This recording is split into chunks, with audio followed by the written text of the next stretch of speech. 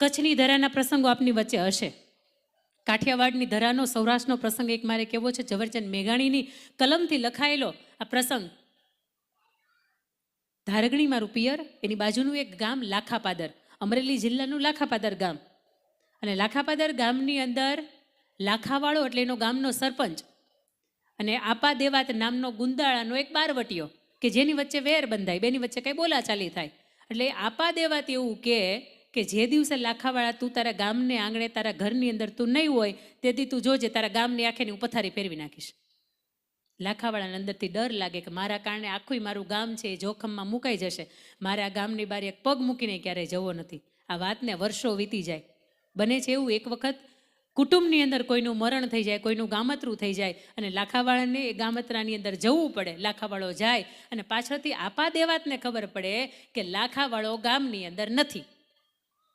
એટલે ગુંદાળાનો ધણી આપા દેવાત આવે, આખાય ગામની જે માલ મિલકત હોય લૂંટી નાખે, આખાય ગામના જે માલ મિલકતની યારે ઢોર ઢાંખર હોય એને લૂંટી જાય અને સૌથી છેલ્લે એના આંગણે એના ઘરની માલિપા આવે, એના આંગણાની અંદર ઊભો રહે અને આવીને એવું કે લાખાવાળા તું અમથી તો બહુ મોટી મોટી વાતો કરતો હતો કે હું છું તો કાંઈ નહીં થવા દઉં, આજે તું ક્યાં ગયો?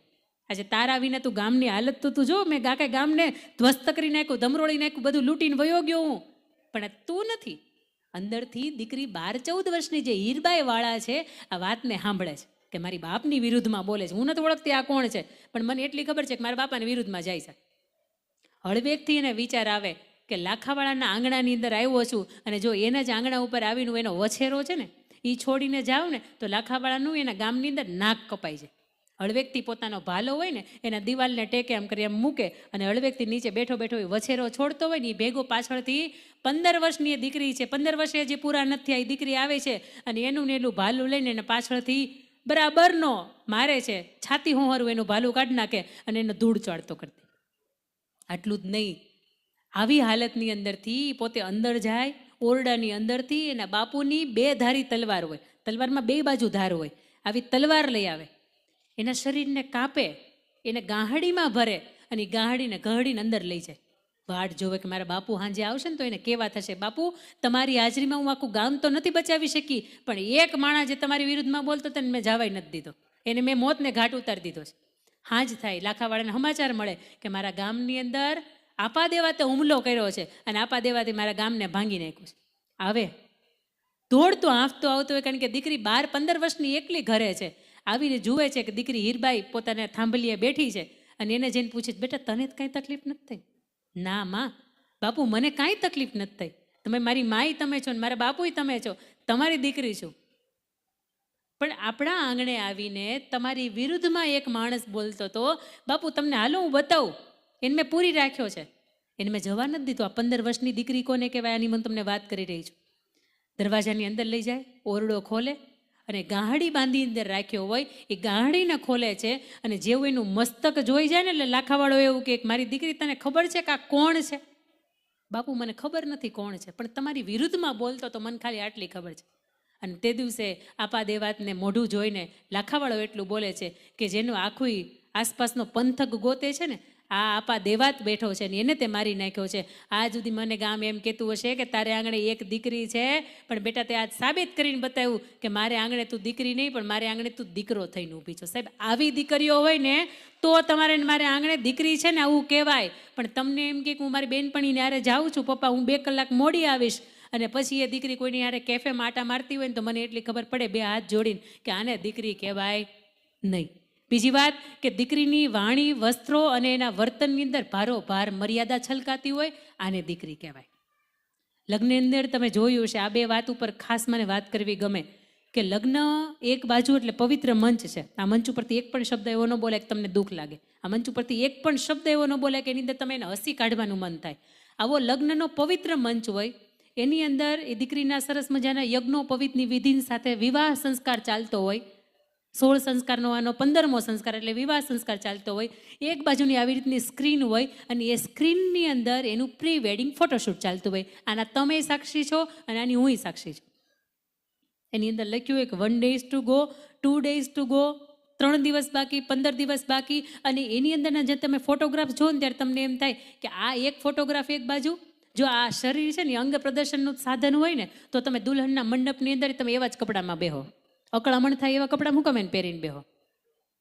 કારણ કે સ્ત્રી છે ને હંમેશા ઢંકાયેલી અને ઢાંકેલી હારી લાગે. અને આ અવડી મોટી તમે શાલ અમને એમને મેં ઓઢાડી શકતા હતા, આખી કેમ ખોલીને ઓઢાડો છો? તમે ઢંકાયેલા રહો. તમે વાણી, વર્તન અને વિચારોથી હંમેશા ઢંકાયેલા રહ્યો ને એટલા માટે આ આખી શાલ ખોલીને ઓઢાડવામાં આવે. બીજી વાત કે એક દીકરી એ જ્યારે પ્રી વેડિંગ કરાવતી હોય ત્યારે એના પપ્પાને ગમતી વાત હશે, એના દાદાને ગમતી વાત હશે, એના માતાને ગમતી વાત હશે કે કોઈ દિવસ એ છોકરીએ કોઈ દી ગોઠણ ઉદીના કપડાં નથી પહેર્યા, કોઈ દિવસ અહીંથી બાંડિયા કપડાં નથી પહેર્યા, કોઈ દિવસ એવા અહીંયાથી હાવ ટૂંકા હોય અને પાછળથી 15 ફૂટ લાંબા હોય આવા ગાઉન નથી પહેર્યા. તો એ દિવસે એ દીકરી કોના કહેવાથી એ કરી રહી છે? જો જમાઈ રાજા એવું કહેતું હોય ને કે તારે આવા ફોટોશૂટ મારી યાર કરાવવાના છે તો એ દીકરીને કહી દેવાના કે હજી તમને વિચાર આવતો હોય ને તો લગ્ન તોડી નાખો.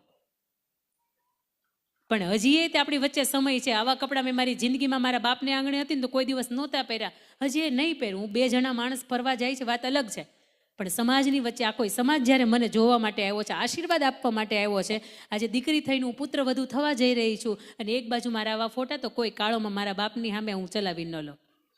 હજી આપણે ફોટોગ્રાફ હોય ને, આપણે અમુક ફોટોગ્રાફ પર્સનલ ફોટોગ્રાફ હોય ને તો એને આપણે લોક કરીને આપણે ગેલેરી અંદર હાંચવી રાખીએ, એની અંદર લોક રાખીએ, કારણ કે આપણા પર્સનલ ફોટોગ્રાફ્સ છે. હજી એ પ્રી વેડિંગને તમે સહન કર્યું. લગ્ન પછી એક સરસ મજાનો દીકરીના આંગણે એક શ્રીમંતો નયનનો સંસ્કાર આવે.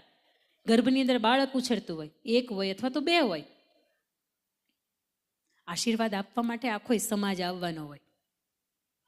લગ્ન થવાના હોય ને, પ્રી વેડિંગ થવાનું હોય ને ત્યારે તો શરીરે પતલા હોય, કોઈ જાતના તમારી શરીર ઉપર કોઈ કમેન્ટ કરીને જાય ને આવું ન હોય.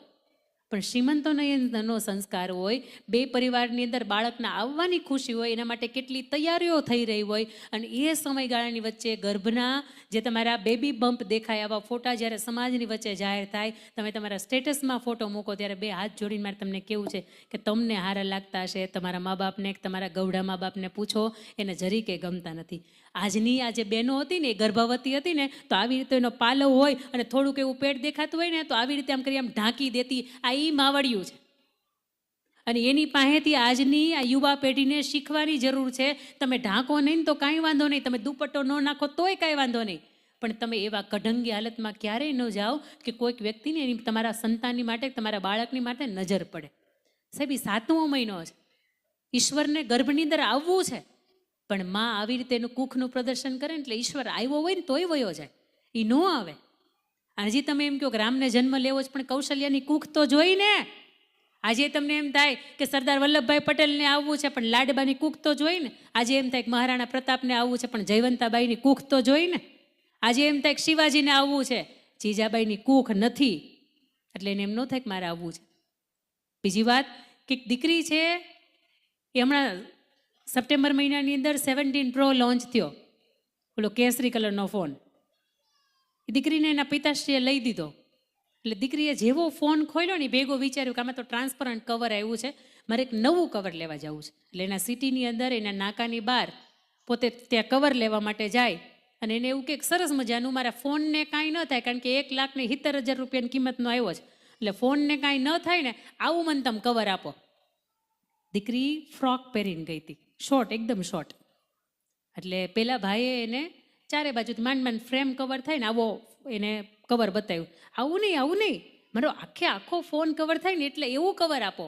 કારણ શું? તો કે ફોન 1,70,000ની કિંમતનો છે. અને એ દુકાનવાળા ભાઈએ બહુ મજાની વાત કરી, બેટા 1,70,000ની કિંમતની વસ્તુને તને ઢાંકવાનું મન થાય છે તો આ એક રિસર્ચ પ્રમાણે 365.67 રૂપિયાનું આ શરીર છે, એને ઢાંકવાનું મન કેમ નથી થતું?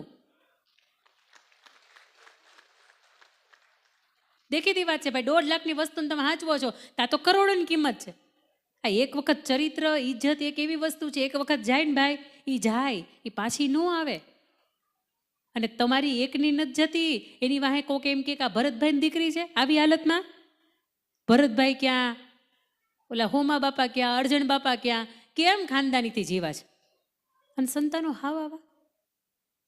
તે દિવસે સાહેબ તમને એકેય શબ્દનો ફેર નથી પડતો, પણ એ દાદાને પૂછ્યા કે એને જ્યારે સમાજમાં કોક કહે છે ને ત્યારે એને મળતા મોઢું એનું માથું નીચે રાખીને આખી જિંદગી જીવવી પડે છે, કારણ કે તમારા કારણે એને સાંભળવું પડે છે.